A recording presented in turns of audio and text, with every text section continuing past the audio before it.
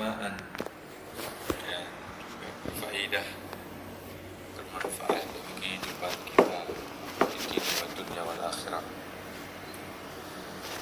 Kenikmatan yang tidak dapat dirasakan kecuali oleh hamba-hamba Allah yang terpilih.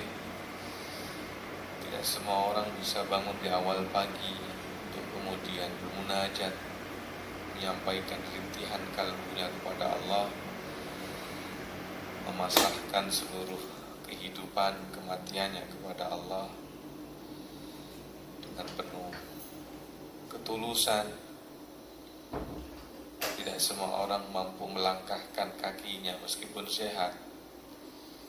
Yang hadir mungkin ada kakinya yang sakit tapi tetap hadir juga. Ini kenikmatan-kenikmatan yang tidak dapat dirasai kecuali oleh hamba-hamba Allah yang terpilih. Ini perlu kita syukuri. Mudah-mudahan kita mendapatkan kenikmatan ini sampai akhir penghujung, husnul khatimah. Bapak-bapak, ibu-ibu yang dirahmati, saya ingin membawakan satu kisah. Kisah ini dikemukakan di dalam tafsir At-Tabari. Kisah tentang seorang sahabat yang bernama Amru bin Jamuh. Amru. Jadi kalau Ain, Mim, dan Ra itu dibaca Umar. Tapi kalau Ain, Mim, Ra ada wawunya dibaca Amru. Amru. Amr dan Amru. Amru bin Jamuh datang kepada Rasulullah sallallahu alaihi wasallam kemudian bertanya, "Ya Rasulullah, inna mali katsirun."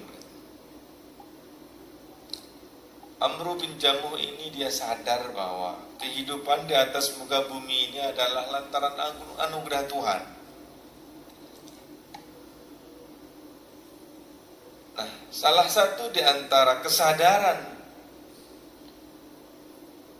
dari hal ini, ia datang kepada Nabi, "Wahai Rasul, sesungguhnya harta saya ini banyak. Gak disebutkan berapa banyaknya. Karena banyak sedikit harta itu tergantung apa isi hatinya. Ada orang yang dia ini miskin beneran, bener-bener miskin. Udah nominalnya gak ada, hatinya tamak, itu miskin beneran. Tabungannya gak ada, depositonya gak ada, gironya gak ada, tapi hatinya tamak, itu miskin beneran itu. Kalau susah beneran orang kayak gitu.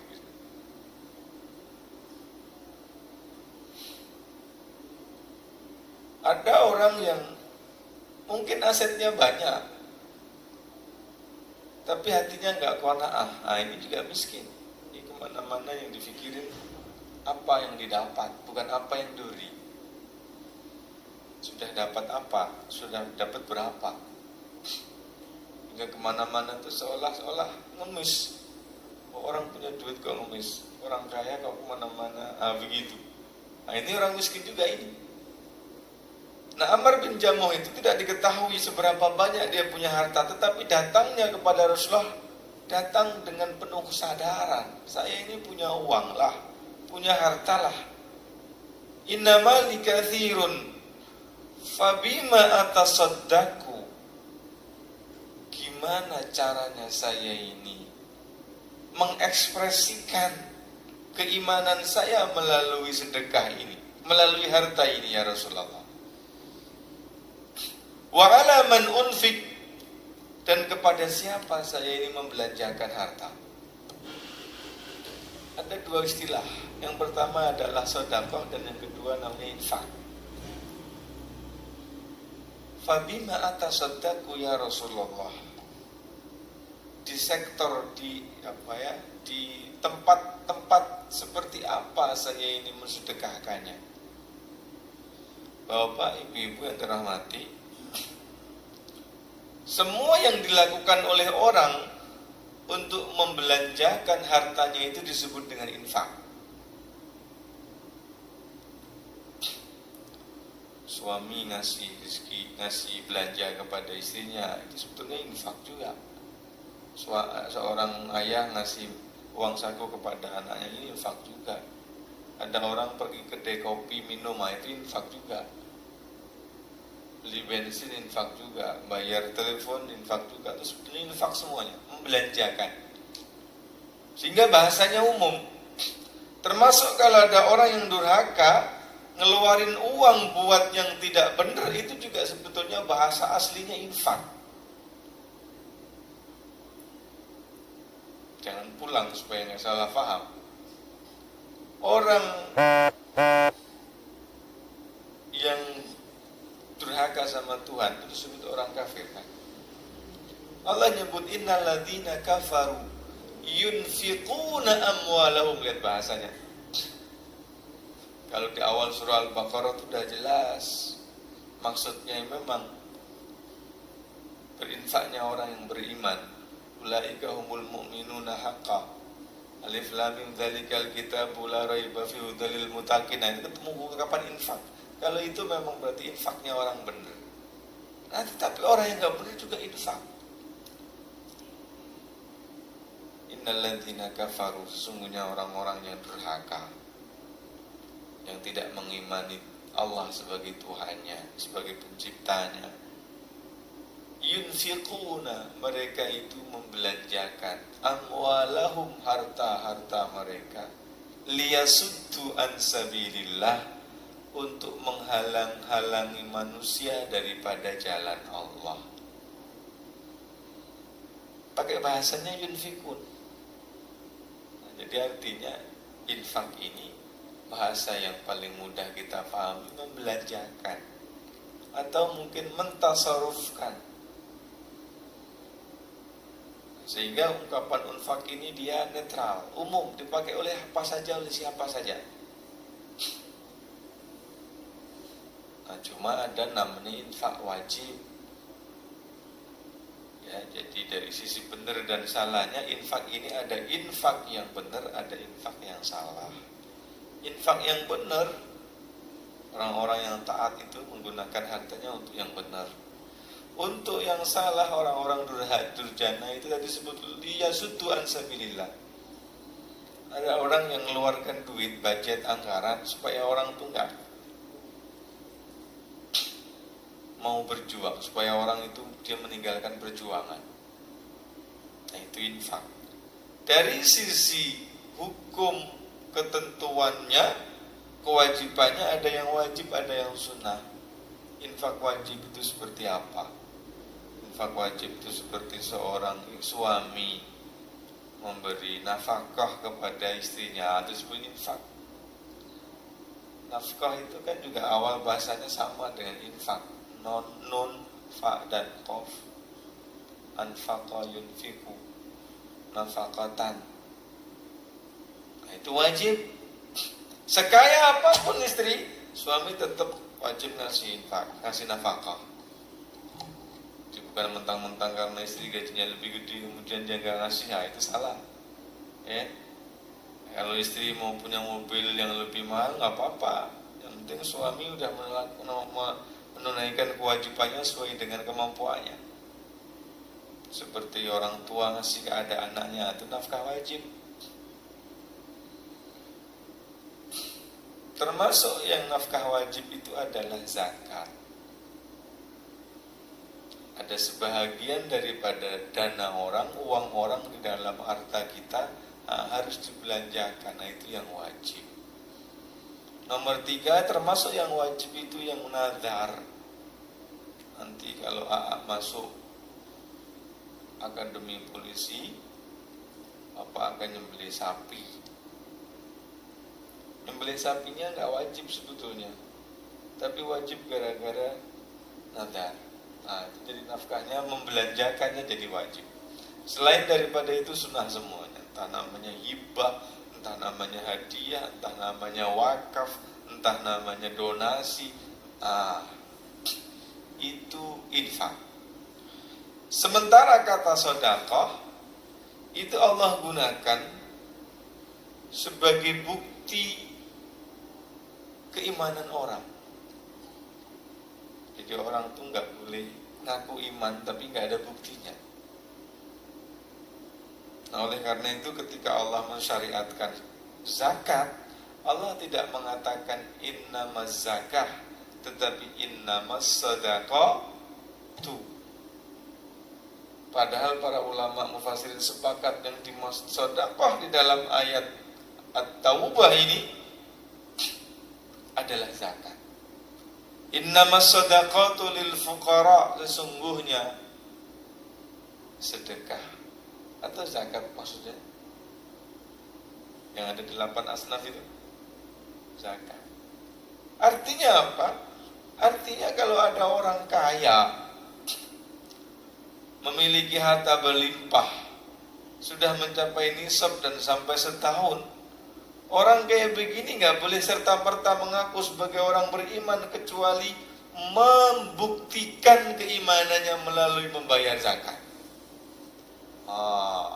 Sehingga ungkapan sedekah itu dari kata sod, dal, dan qaf yang artinya benar dan jujur. Benar nggak iman kamu nih?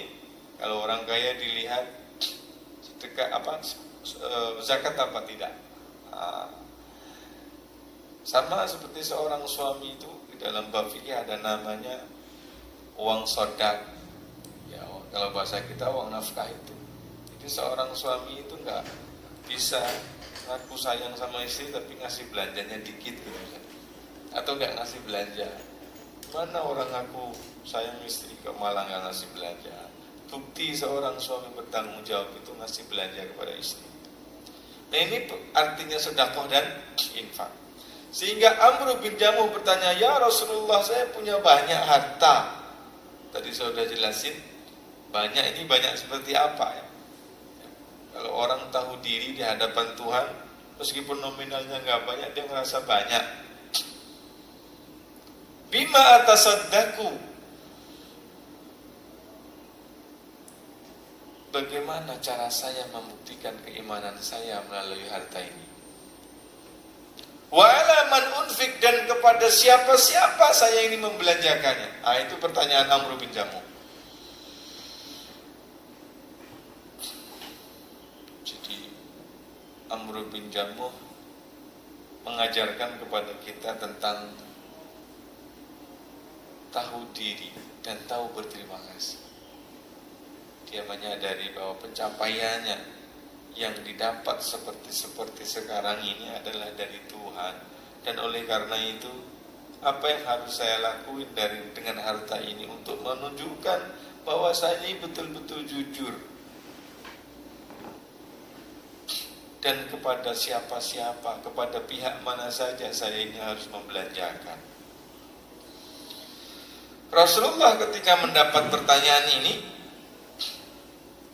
seperti biasa Bapak Ibu, Rasulullah itu tidak menyampaikan sesuatu yang terkait dengan agama dari inisiatifnya sendiri. Sering sekali Nabi itu ditanya oleh sahabat, diem gak bisa jawab. Nanti baru kemudian Allah turunkan Al-Quran, wahyu sebagai jawaban.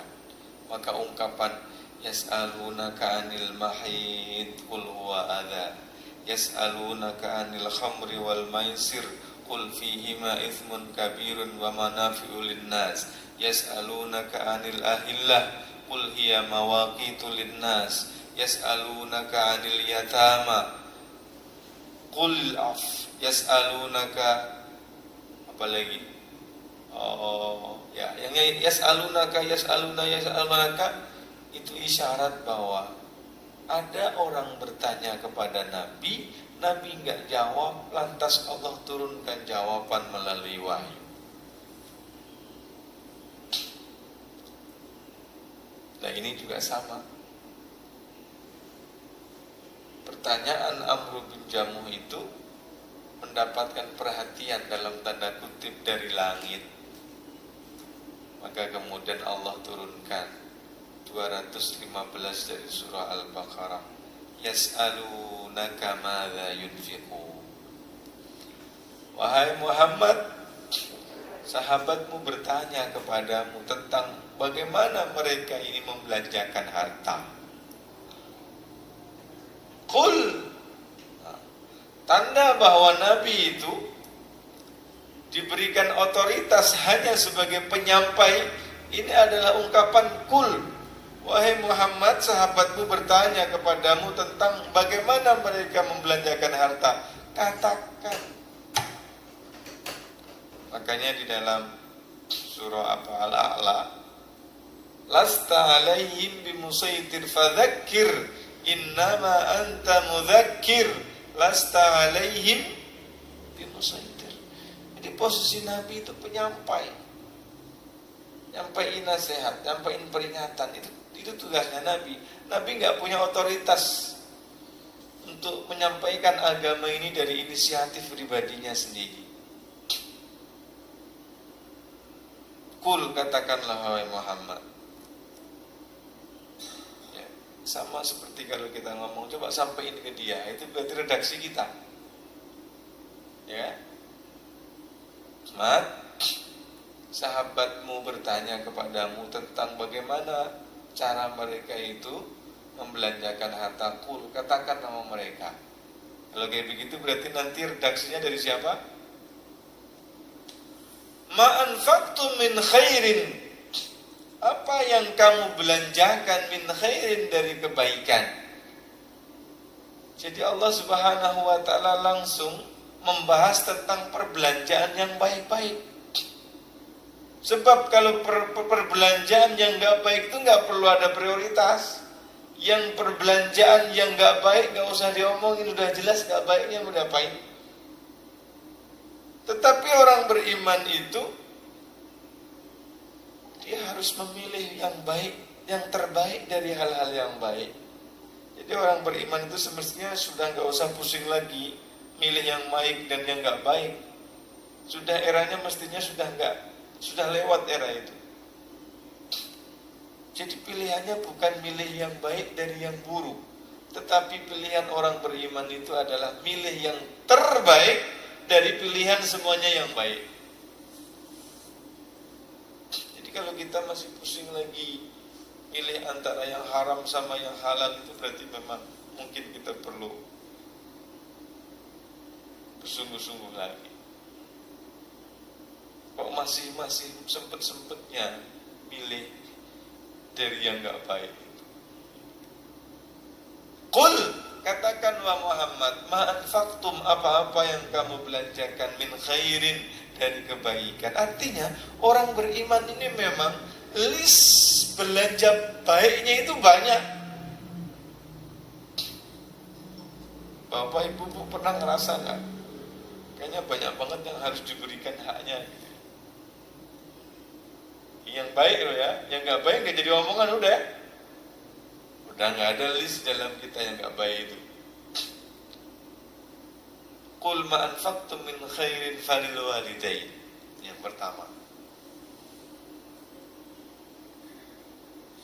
dari sekian banyak perbelanjaan yang baik itu, yang pertama yang harus diprioritaskan adalah falil walidain, pada kedua orang tua. Belanja kawan, orang Melayu menyebut belanja itu traktir. Saya belanja, maksudnya saya yang traktir.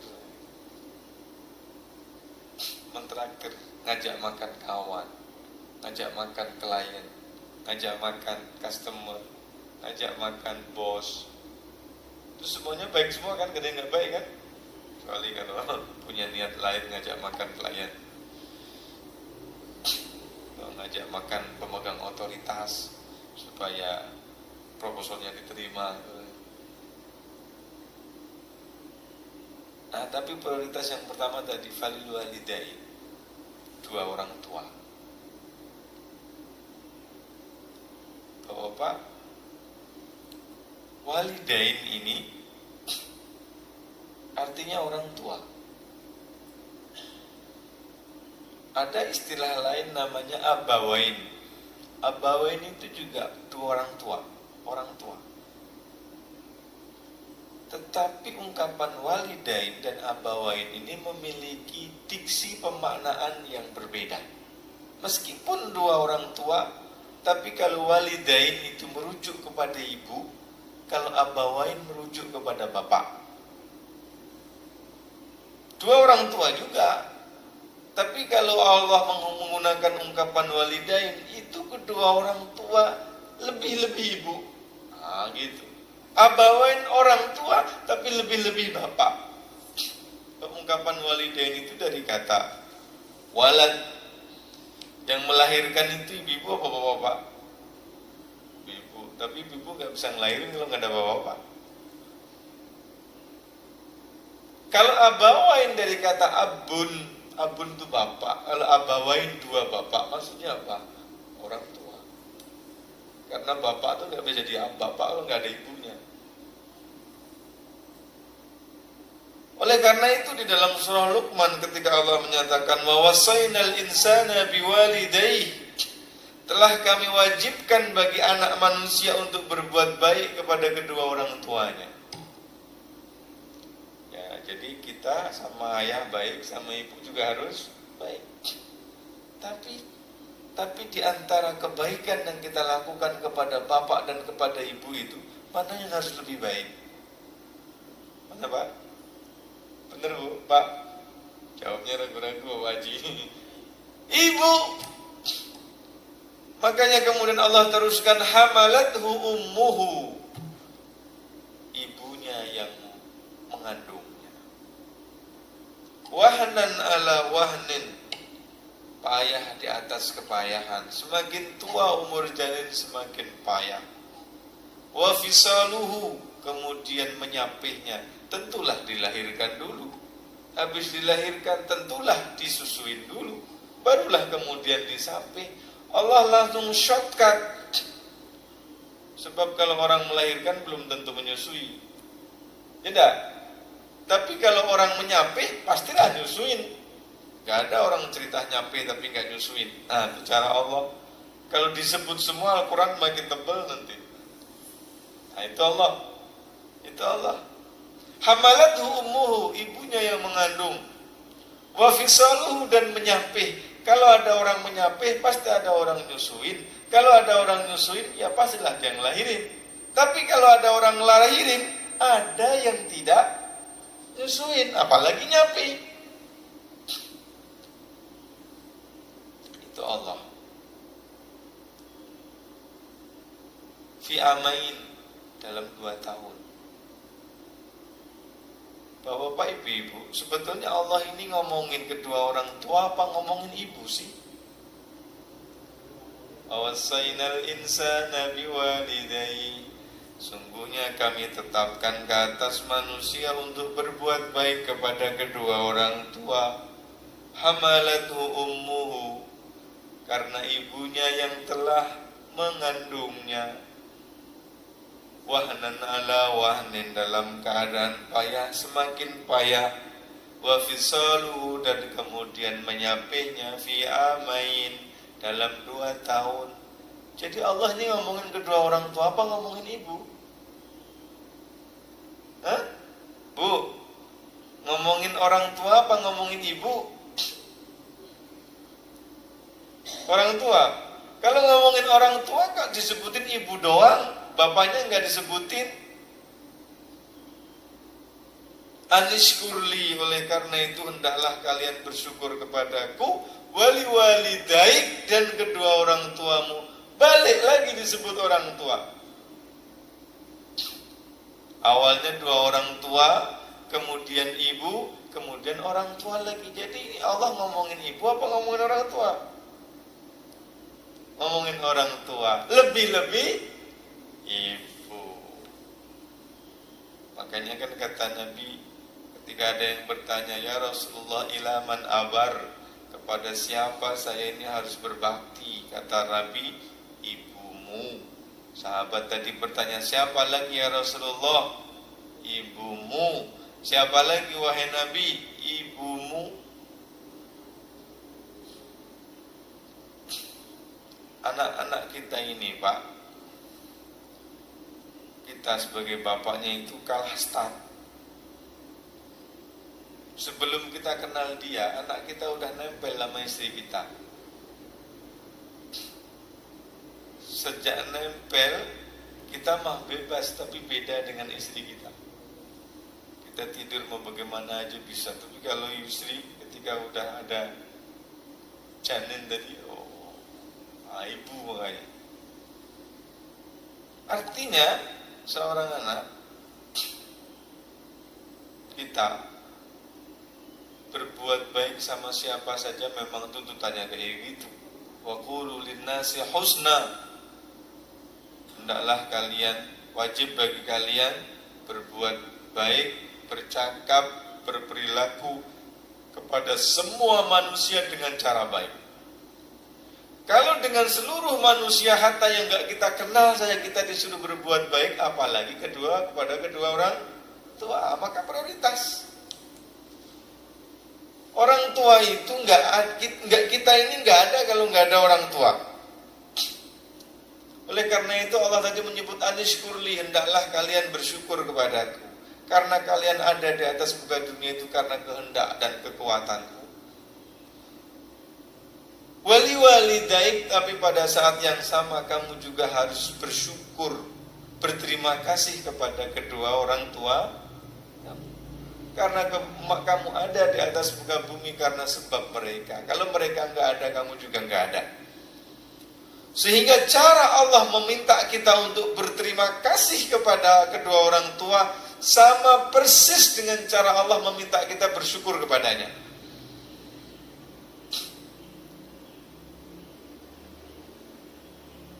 Makanya kemudian Allah menyebut keridhaan Allah itu tergantung dengan keridhaan kedua orang tua, dan kemurkaan Allah tergantung kemurkaan kedua orang tua. Maka dari sekian banyak perbelanjaan yang kita tunaikan setiap hari, setiap bulan, maka yang menjadi prioritas adalah kedua orang tua. Apalagi mungkin sebahagian daripada orang tua kita ini sudah purna, fisiknya sudah menurun, aktivitasnya nggak seperti dulu. Dan kita bisa mencapai seperti pencapaian seperti sekarang ini juga gara-gara peran kedua orang tua. Maka tidak bisa diterima oleh akal kalau ada seorang anak ya yang dia ini kemudian menggunakan kefasihan lisannya untuk mencaci atau membentak orang yang dulu ngajarin lisan fasih. Kita bisa ngomong fasih seperti sekarang ini kan awalnya mama papa. Siapa yang ngajarin? Orang tua. Nah, apakah kemudian bisa diterima logis setelah fasih lisan kita ini kita gunakan untuk membentak orang yang dulu ngajarin kita ngomong? Nah, itu orang tua. Ini mohon disampaikan ke anak-anak kita. Nah, oleh karena itu durhaka sama orang tua ini masuk dosa besar. Durhaka kepada orang tua ini masuk dosa besar. Sehingga semestinya dari sekian banyak perbelanjaan yang kita lakuin, itu prioritasnya kepada orang tua. Maka para istri sepatutnya membantu suaminya untuk bisa berbakti kepada orang tuanya. Jangan malah protes. Kalau ada suami itu perhatian sama orang tuanya, berbakti kepada orang tuanya, jangan malah protes. Papa,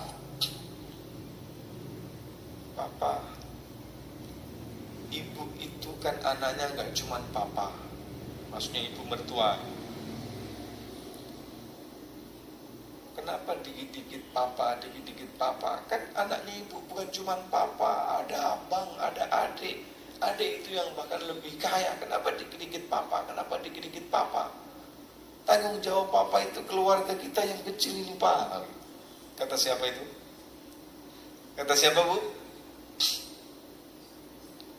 Papa bisa seperti sekarang itu karena mama yang sabar ini tahu. Nemenin papa dari nol. Nah, begitu nggak? Begitu nggak bu? Ya benar juga sih bu. Ibu itu nemenin bapak, nemenin suami dari nol. Tapi ketahuilah sesungguhnya kedua orang tuanya itu nemenin suami ibu dari minus, dari bayi. Mana yang lebih dulu? Kalau seandainya ngomongin kontribusi, mana yang lebih dulu berkontribusi? Orang tuanya alias mertua ibu atau ibu yang datangnya belakangan? Ya kalau ngomongin gitu ya. Orang tua itu ketika ngerawat anak harap-harap cemas. Kalau anaknya sakit harap-harap cemas. Mudah-mudahan anaknya sembuh dan nanti hidup jadi orang sukses. Tapi kadang-kadang kalau anak tuh ngerawat orang tuanya harap-harap cemas. Nah, pengen sembuh atau pengen mati? Oleh karena itu ini harus difahamkan semuanya.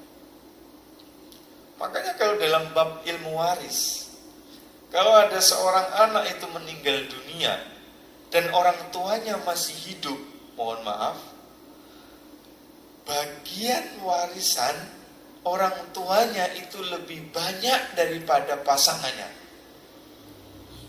Dengerin Pak, kalau ibu-ibu sih insya Allah udah denger itu.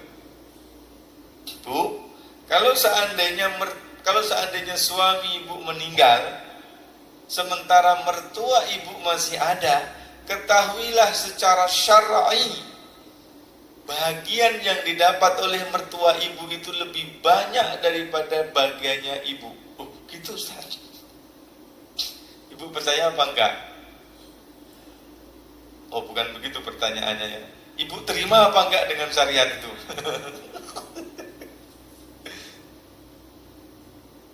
Sama juga demikian, kalau seandainya ibu meninggal, kemudian ibunya ibu masih meninggal, masih ada, maka bagian orang tuanya ibu lebih banyak daripada sebagian suami ibu. Tinggal nanti kan dilihat yang harta warisannya itu dipetakan, mana yang punya suami dan mana yang punya ibu, dan mana mungkin ada aset-aset yang didapatkan bersama. Yang punya ibu ya jangan masuk dalam bab warisan, itu punya ibu. Tapi kalau ada aset yang suami ikutan kontribusi beli, ya harus dibagi juga. Jangan kemudian aku punya ibu semua. Allah nggak ya, Allah melihat tuh mana yang jujur dan mana yang enggak. Nah sampai sebegitunya, kenapa? Karena orang yang lebih dulu ada daripada si mayit itu lebih kuat dari yang belakang. Nah orang tua itu kan lebih dulu ada daripada kita. Jadi kalau kita jadi mayit, yang lebih dulu ada adalah orang tua, dan itu lebih kuat berbanding dengan pasangan kita yang datangnya belakangan. Ibu-ibu itu kan terima suami, meskipun mungkin gajinya belum gede itu, emang sudah bergaji. Dan dulu bisa seperti sekarang, dulu yang nyekolahin juga orang tuanya. Ketika udah bergaji, gajinya buat siapa? Buat istri atau buat orang tuanya? Falil walidain, sampai sebegitunya Allah itu. Nah, kita ini Pak, sebaik-baiknya kita sama orang tua itu berapa persen sih yang bisa kita berikan ke orang tua? Meskipun berbakti tidak semestinya soal duit, tapi kalau duit saja nggak nyiprat, bagaimana yang lain? Falil walidain, dua orang tua. Sebelum kita ini kenal siapapun dan dikenal oleh siapapun, orang tua itu yang dah ada. Kita belum kenal orang, kita juga belum dikenal orang, orang tua kita ini dulu udah, kita masih di dalam janin aja udah dilus-lus sambil didoain sehat, lahirnya selamat, begitu. Kalau ibu kan sekarang sayang sama suami karena udah tahu isi rekeningnya. Iya kan? Nah, itu orang tua. Dan ibu juga nanti kita semua sebagai orang tua juga akan ngerasain yang sama terhadap anak-anak kita. Falil walidain wal aqrabin, yang kedua adalah kaum kerabat. Yang dimaksud dengan kaum kerabat ini adalah orang yang memiliki hubungan darah. Darah kita mengalir dalam tubuhnya dan darah mereka mengalir di dalam tubuh kita. Ini kaum kerabat yang harus menjadi prioritas yang kedua di dalam mengelola aset keuangan kita. Karena dulu dan kaum kerabat ini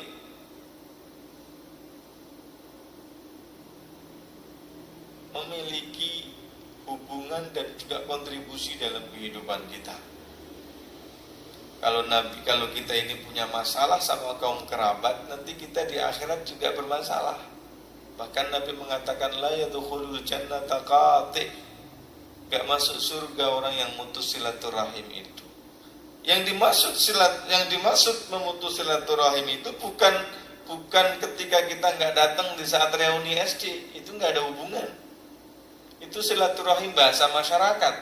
Tapi bahasa syariat silaturahim itu adalah pihak yang punya hubungan darah. Jadi kalau kita nggak datang reuni SD nggak masalah, nggak ada hubungan apa-apa kecuali hubungan kemanusiaan.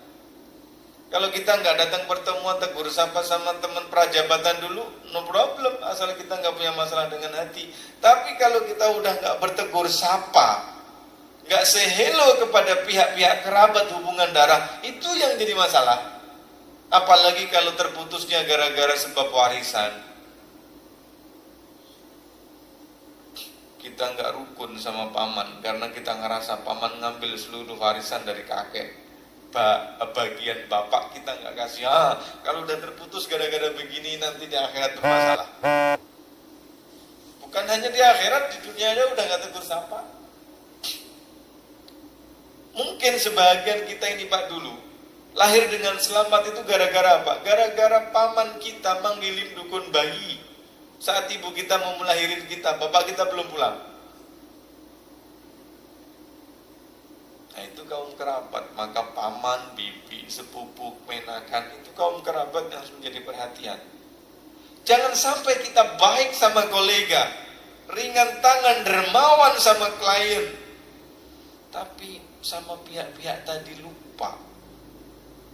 Nggak kecicir rezeki kita dirasain sama mereka. Ini yang kedua, kaum kerabat. Kalau kita insya Allah hidup di sini di Bekasi, insya Allah. Tapi kita juga harus merhatiin jangan-jangan paman dulu yang sekarang juga udah tua. Bagaimana di sana? Nah, ya Ustaz itu kan punya anak. Iya, mereka punya anak itu bab lain.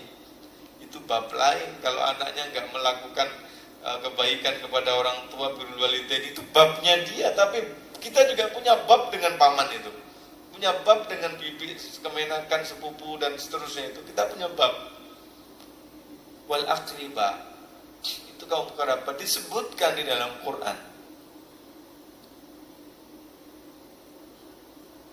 Nah oleh karena itu, kalau dengan sesama manusia saja kita didesain oleh Allah untuk baik-baik, maka semestinya kepada kaum kerabat juga demikian.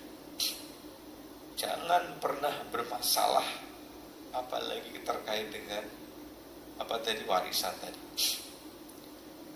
Kalau sama-sama nggak dapatnya, lebih baik hatinya dilepaskan. Nanti itu kalau punya hak, kalau seandainya memang itu hak bapak, nanti akan bapak jumpai di hari kiamat. Jangan sampai sudah di dunia nggak dapat, di hati bermasalah, di dunia nggak dapat, di akhirat bermasalah.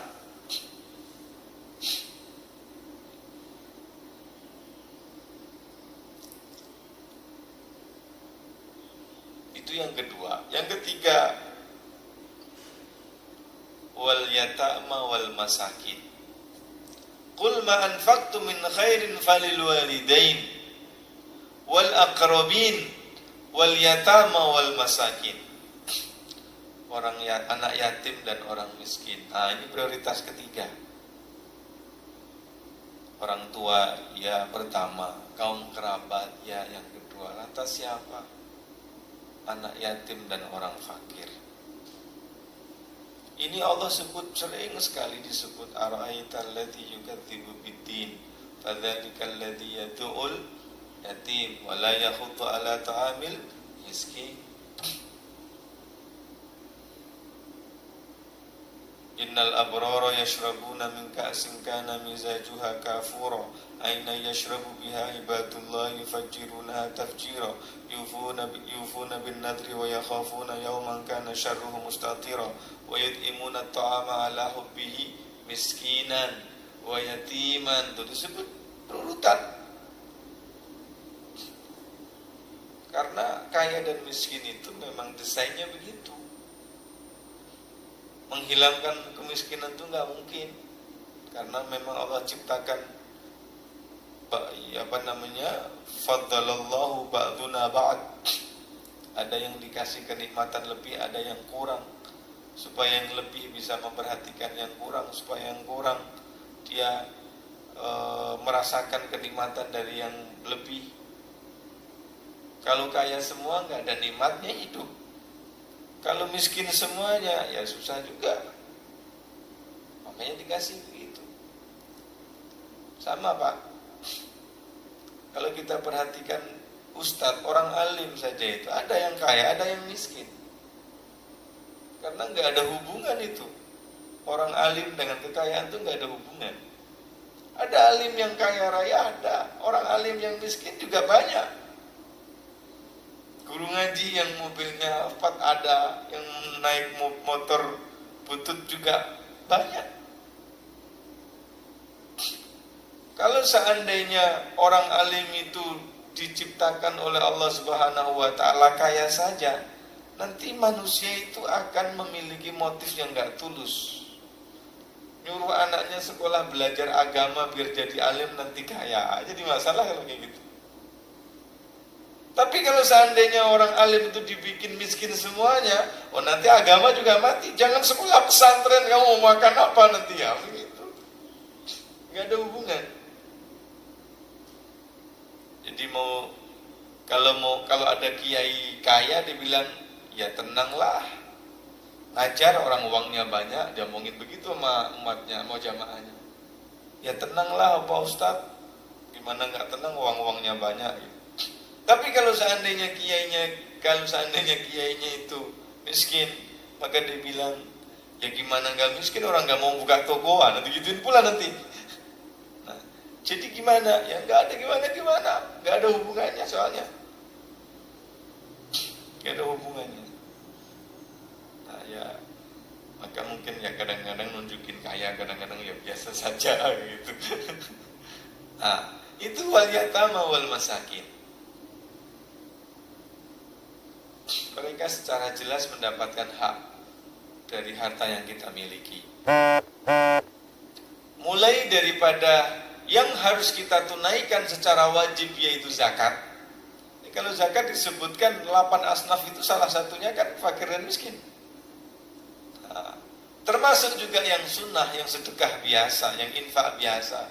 Itu mereka juga menjadi perhatian. Makanya kata Rasulullah, as-sa'i alal armalati wal miskin kal mujahid fi sabilillah. Ada sahih. Orang yang berusaha untuk memberi kehidupan kepada, mohon maaf, janda dan orang miskin, itu seperti orang yang berjihad di jalan Allah. Bapak-bapak mau milih ngerawat yang pertama atau yang kedua? Hah?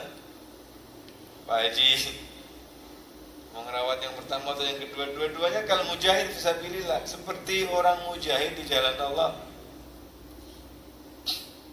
Makanya saya ini termasuk bangga sama Muhammadiyah itu. Spiritnya itu anak yatim itu kata Rasulullah itu kan di rumah kita, di rumah kita. Tapi kalau kita ini nggak bisa menghadirkan anak yatim di rumah kita, maka semestinya kita juga perlu nitipin anak yatim di pesantren, di panti.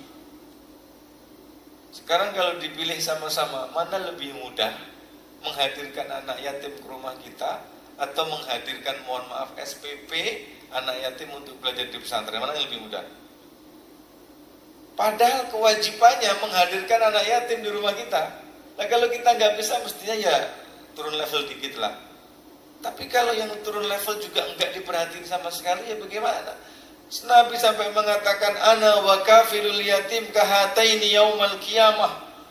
Saya nanti di hari kiamat itu kayak begini sama orang yang memelihara, menyantuni anak yatim. Nah ini yang nomor 3.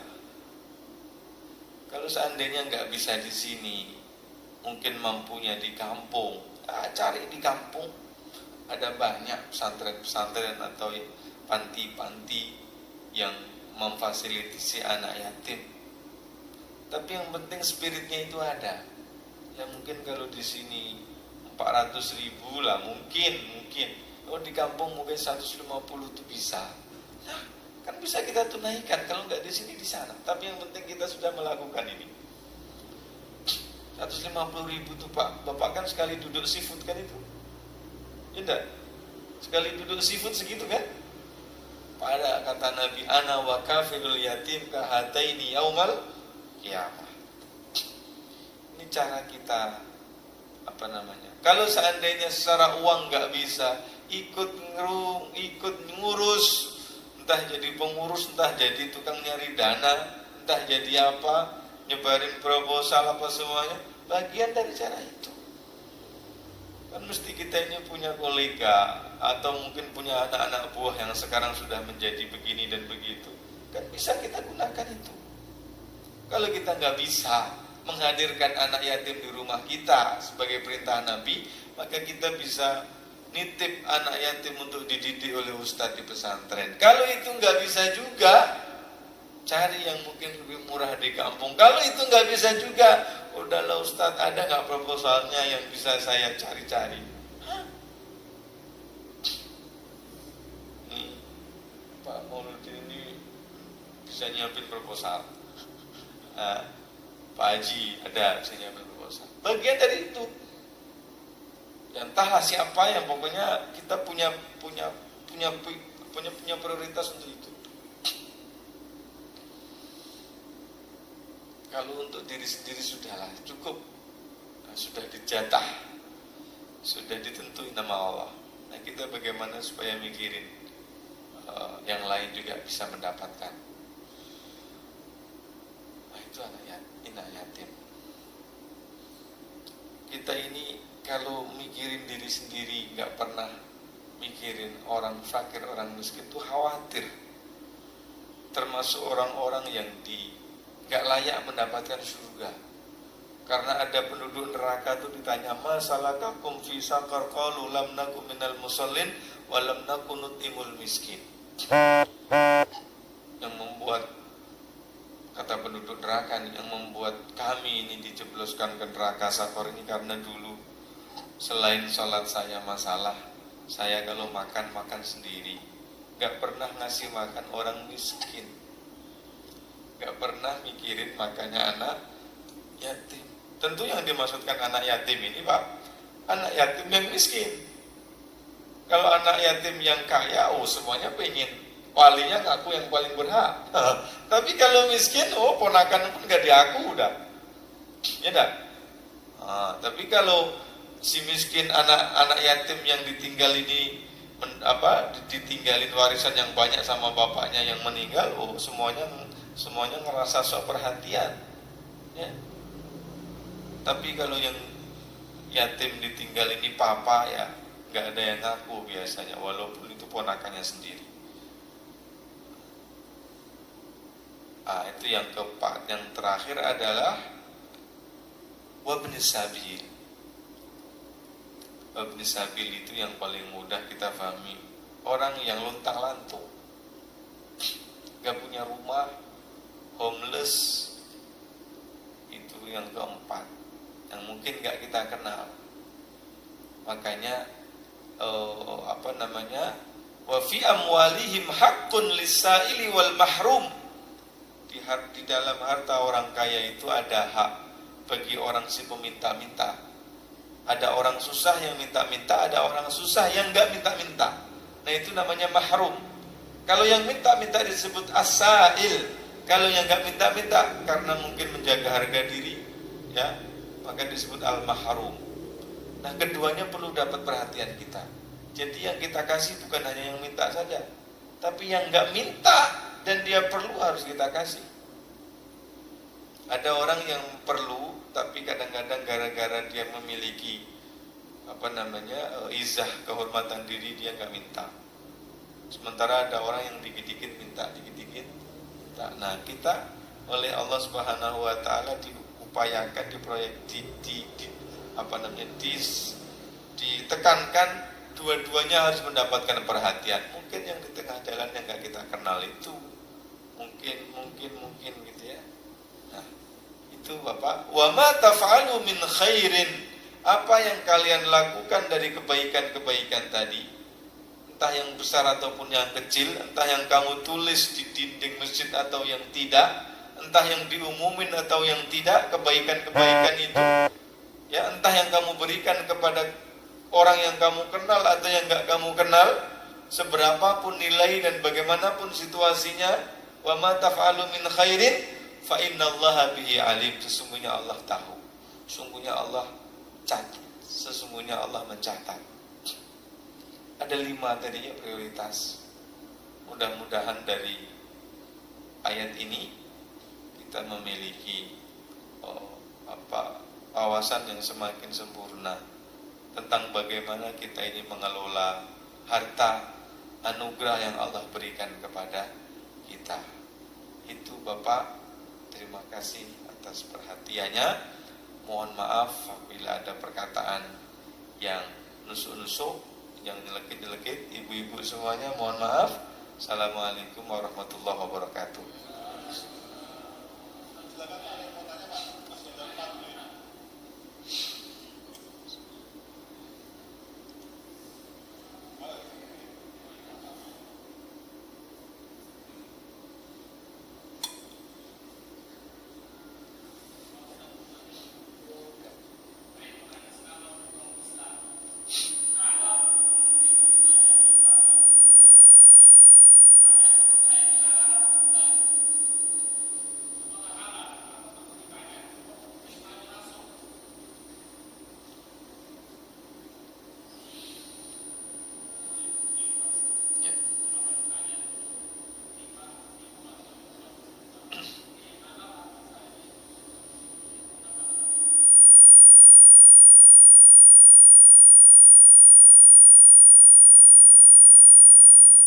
Ya, baik. Ini tentang hukum menerima apa disebutnya? Hukum menerima infak, ya. Kita perlu memetakan.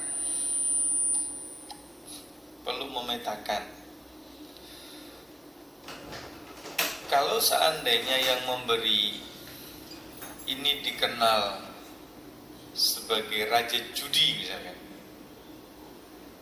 ya kan ada orang yang bisnisnya itu memang bisnis hitam, ya, artinya sudah dikenal, sudah terkenal memang bisnisnya itu, sehingga kemungkinan besar uang yang didonasikan itu juga uang hasil dari itu. Oke Pak ya, clear ya? Ya? Iya, enggak, nanti jawabannya ada beberapa jawaban ini. Nah, ya. Jadi kalau ada orang yang dikenal sebagai orang yang mencari rizkinya haram, memang dominasinya itu bisnis-bisnis haram, maka yang pertama ini menerimanya tidak diperkenankan. Karena udah jelas yang diberikan kepada kita ya. Kita nggak perlu tanya juga, orang kita udah sebut dari awal udah dikenal sebagai begitu. Nah, itu yang pertama.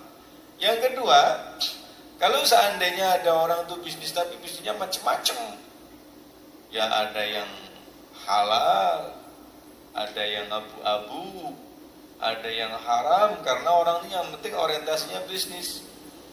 Ya, pokoknya selama ada potensi keuntungan, ya dia terjun. Soal itu baik nggak baik, itu urusan belakang. Nah, yang kayak begini, ini para ulama ada yang membolehkan, ada yang tidak.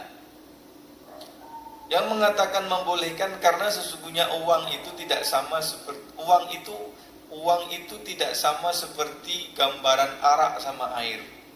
Kalau arak masuk ke dalam air itu memang tercampur, tapi kalau uang itu ada serinya. Artinya kalau ada pencatatannya pasti diketahui mana yang uang dari yang baik dan mana yang tidak. Kata yang mengatakan yang boleh. Sehingga kalau orang itu mensedekahkan paling tidak dalam hatinya itu ada kebaikan. Ada Pak yang ngasih, kalau saya ngasih itu yang kalau yang baik-baik saya ambil dari yang baik-baik. Saya nerima yang buru-buru itu yang saya kasih yang buru-buru. Sehingga ada orang itu yang nerima duit amplop yang tidak sesuai itu nggak dibawa pulang. Yang saya bawa pulang itu yang halal saja buat anak istri. Ada yang begitu orang tuh. Nah, jadi kita tetap masih ada mahabbah dia dalam hatinya, masih ada kecintaan sama Allah dalam hatinya. Nah, lagi ini yang pertama mengatakan yang kayak begini mah nggak perlu ditanya. Sebab kalau kita tolak nanti justru sama dia dipakai kayak nggak baik. Ya, kalau seandainya kita tolak orang kayak begini pun, orang tuh sejahat-jahatnya ada kebaikan dalam hatinya. Kalau yang kayak begini ini kita tolak, nanti malah dia dipakai ke yang lain. Lebih hal itu yang mengatakan. Tapi yang kedua mengatakan untuk kehati-hatian. Kalau seandainya memungkinkan ditanya. Tapi yang pendapat yang pertama nggak usah ditanya.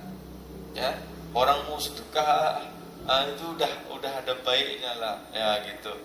Gak usah kita terlalu ikut intervensi tentang dari mananya gitu. Tapi sebahagian ulama demi kehati-hatian boleh ditanya. Itu yang kedua.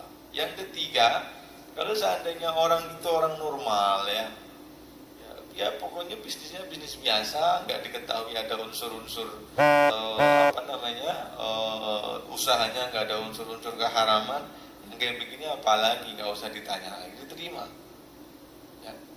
Meskipun mungkin ada kadang-kadang ada orang, ini pernah kejadian, ada orang itu donasi itu mendonasikan hal selama setahun itu Pak, dia dapat harta yang nggak jelas itu dikumpulin dalam satu account gitu. Nanti setiap akhir tahun sekali dikasih ke apa namanya. Ada orang yang kayak begini, karena mungkin dia kalau ditolak pun juga jadi masalah, mungkin diterima.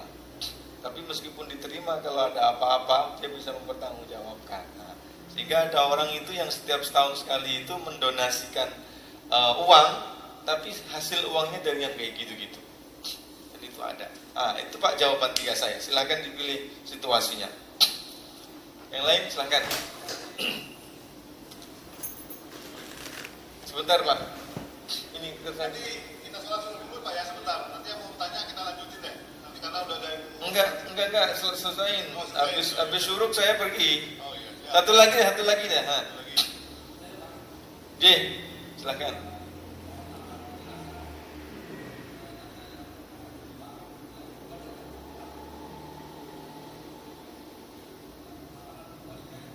Oh ya. Baik. Yang pertama itu orang tua. Yang ketiga kaum kerabat. Kaum kerabat itu paman, bibi, sepupu, kemenakan, bahkan adik kakak, termasuk itu kerabat. Kemudian yang ketiga yatama, anak yatim. Yang keempat masakin, orang miskin. Dan yang kelima adalah ibnu sabil. Ibnu sabil yang paling mudah difahami, yang orang susah, orang talantung. Tentu mimbabil aulanya adalah orang-orang yang menuntut ilmu, mau pulang nggak punya mau pulang misalnya nggak punya uang gitu ya, atau orang di sini mau pulang, di sini nggak dapat kerja, pengen pulang di kampung aja lah, tapi nggak punya uang. Nah ini masuk dalam kategori ibnu sabil. 5 Pak ya, siap. Baik, terima kasih. Mohon maaf, insyaallah bisa kita teruskan pada kesempatan yang lain. Aku qouli hadza wa astaghfirullah. Assalamualaikum warahmatullahi wabarakatuh.